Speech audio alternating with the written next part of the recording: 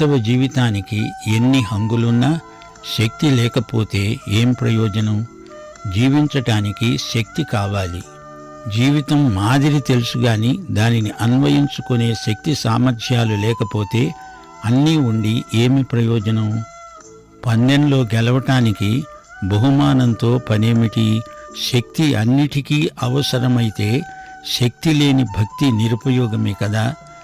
మిగతా 3 అధ్యాయాలు, ఈ 4వ అధ్యాయం లేకపోతే సందేశం అసంపూర్ణం. మనలను బలపరిచే క్రీస్తునందే మనము సమస్తము చేయగలము.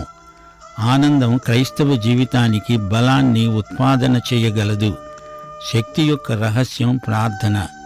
క్రీస్తు ధ్యానమే శక్తిని సరఫరా చేసే శక్తి మూల స్థానం. క్రైస్తవానందంలో జ్వాలాగర్భితమైన శక్తి ఉంది.